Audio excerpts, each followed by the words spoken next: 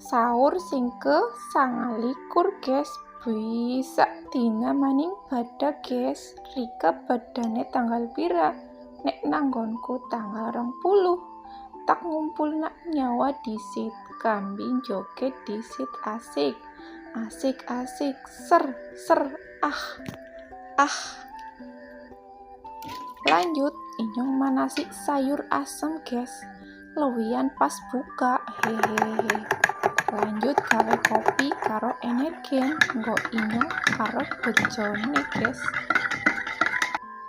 Singkat cerita, panganane wis ready, menu sederhana rasa istimewa. Lanjut inyong gugah bojone guys, lah ya kon sahur guys. Lah wong wis jam 3:30 kiye mau. Lanjut inyong gugah anake lanang guys, ki malah turune gigal nang jogan.